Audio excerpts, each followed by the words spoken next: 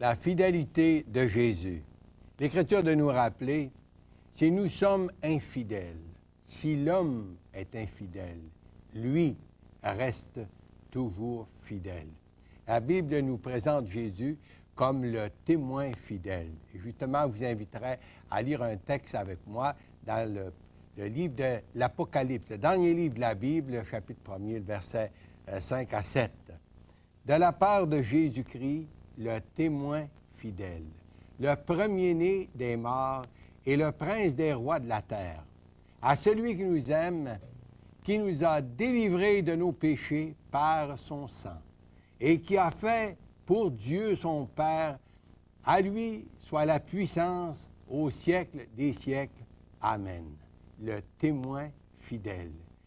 Et encore, on retrouve un deuxième passage qui nous présente la même vérité, qui se trouve au chapitre 3 du même livre, l'Apocalypse, le verset 14 cette fois.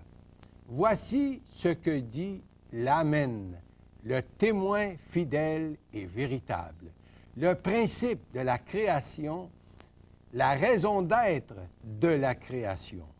Pourquoi la Bible nous le présente comme le témoin fidèle et véritable?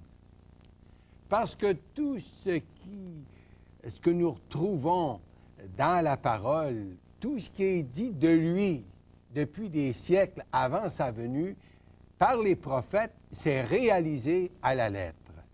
Sa naissance miraculeuse fut annoncée 8 siècles avant sa venue par Isaïe le prophète.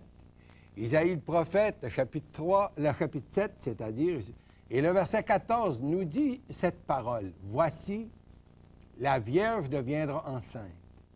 Elle enfantera un fils et elle lui donnera le nom d'Emmanuel. Ça avait été dit 800 ans avant même sa venue. De même, l'endroit de sa naissance était annoncé par le prophète Michée 800 ans ou 8 siècles avant sa naissance. Même si Marie et Joseph étaient de Nazareth, Michée, le prophète, nous écrit dans le 5e chapitre, 1er verset, « Et toi, Bethléem, Ephrata, petite entre les milliers de Juda, de toi sortira le chef. » Dans les psaumes, nous trouvons les paroles mêmes de Jésus en croix. Ces paroles furent annoncées, cette fois, 10 siècles avant la venue du Seigneur. Le langage de la croix. Dans le psaume, chapitre 22 et le verset 2, par exemple, nous lisons ces paroles. « Mon Dieu, pourquoi m'as-tu abandonné? » Et il va dire à tous ceux qui me voient, bien, ils se moquent de moi. Recommande-toi à l'Éternel, et l'Éternel le sauvera puisqu'il l'aime. Au verset 17, on continue et nous lisons ces paroles. Ils ont percé mes mains et mes pieds. Je pourrais compter tous mes os. Eux, ils observent, ils me regardent, ils se partagent mes vêtements. Ils tirent au sort ma tunique. C'est presque pas croyable que ces paroles ont été écrites 1000 ans avant. Puis ça s'est réalisé justement lorsque Jésus est venu. Il est venu pour accomplir tout ce que les écrits avaient dit de lui. Puis encore, dans le livre d'Isaïe, chapitre 53, ça décrit la vie même de Jésus sur terre et la scène de la croix. Le prophète Daniel aussi, au 6e siècle cette fois, annonce avec précision la période de l'histoire même et même l'année du retranchement du Messie, la crucifixion.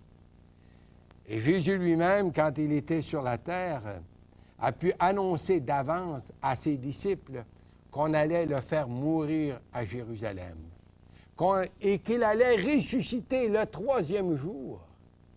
Il pouvait parler librement de ce qu'il concernait. C'était le but de sa mission. Tout ce qui a été écrit de lui et ce qu'il a dit de lui-même s'est réalisé à la perfection. C'est pour ça qu'on peut dire que Jésus est fidèle. Il est fidèle. La parole de Dieu, elle est véridique et puis elle ne change pas. Elle nous présente toujours le message de Dieu comme nous en avons besoin. La parole de Dieu, la Bible, est donc fiable et digne de foi. Les paroles de Jésus sont dignes de foi aussi bien que ses promesses, et cela pour la simple raison qu'il est Dieu.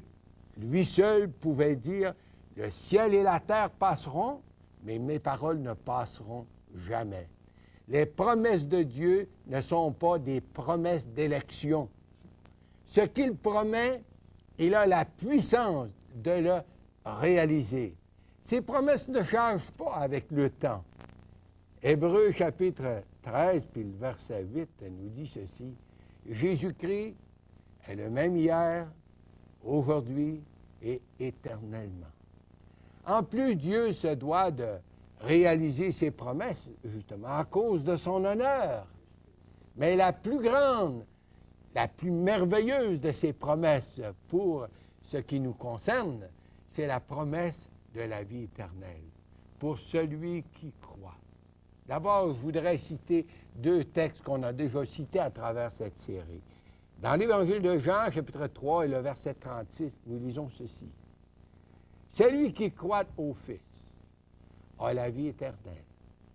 Celui qui ne croit pas au Fils ne verra point la vie, mais la colère de Dieu demeure sur lui. » Puis un deuxième passage, on retrouve à peu près les mêmes vérités, des paroles semblables. C'est la première épître de Jean, chapitre 5, versets 12 et 13. Et nous lisons ceci.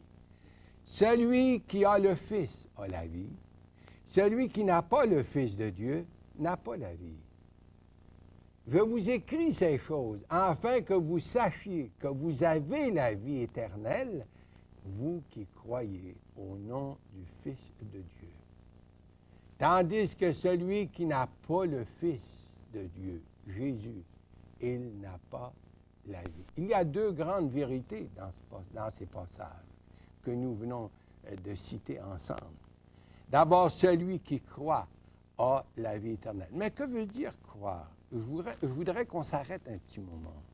Puis je voudrais citer aussi un exemple pour justement faire ressortir cette vérité.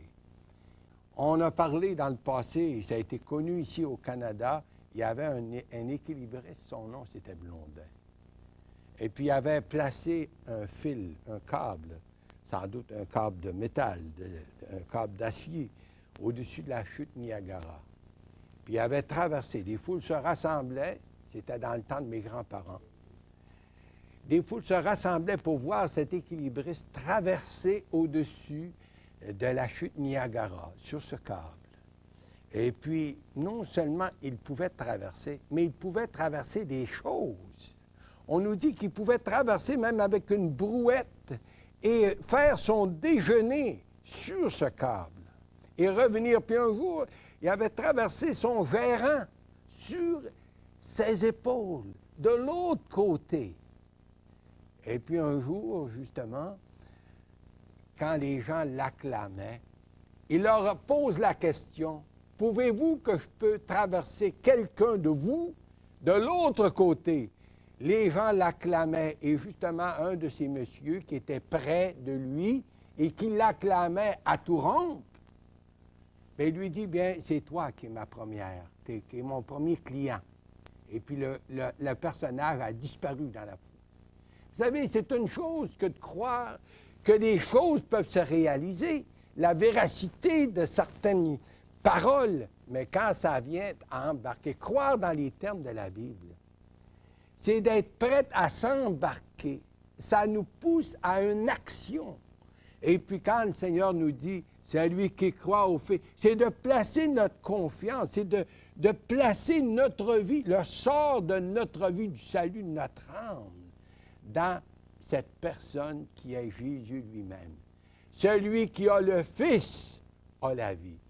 Mais pour avoir le Fils, bien sûr que c'est engageant. Il faut être prêt à l'accepter comme sauveur personnel. C'est la première des grandes vérités. Et c'est ça le message de l'Évangile. Celui qui croit au Fils, celui qui s'engage, qui lui confie le salut de son âme, la vie éternelle. Mais il y a une deuxième vérité qui ressort aussi de ce passage. Celui qui ne croit pas ne verra point la vie, mais la colère de Dieu demeure sur lui. Et aussi, cette parole de Jésus va se réaliser. Oui, soyons certains que la parole de Dieu va se réaliser. Il y a bien sûr la promesse de la vie éternelle pour celui qui se confie en Jésus, mais pour celui qui ne croit pas, il ne verra point la vie, mais la colère de Dieu demeure sur lui. Alors soyons sûrs que cette parole de Jésus va un jour se réaliser au jour du jugement. Les conséquences sont très graves, parce que ceux qui ne croient pas, ceux qui meurent dans leur péché, auront à faire face à celui qui s'est donné, qui s'est sacrifié, qui a les marques de la croix dans ses mains, les marques des clous, et puis qui sera ce jour-là le juge. Et justement, l'Écriture, elle est très explicite, très claire, justement, à ce sujet-là. Alors, à plus forte raison, ces deux vérités concernant la personne de Jésus doivent être acceptées. Et puis, c'est justement ici, à cette émission, on aime propager ces vérités. Croire dans les termes de la Bible, c'est de placer notre confiance absolue en Jésus et son œuvre de rédemption pour notre salut. Alors, chers amis, pourquoi pas être prêt à s'embarquer avec lui? Peu importe le prix qu'on a à payer. Et ce matin, si vous croyez qu'il peut vraiment vous sauver puis vous pardonner, pourquoi pas justement vous joindre à moi avec cette simple et humble prière. Seigneur, je suis prêt à accepter que tu as payé ma dette à la croix. Et maintenant, je veux t'accepter comme mon sauveur personnel. Qu'il en soit ainsi pour la gloire du Seigneur. Amen.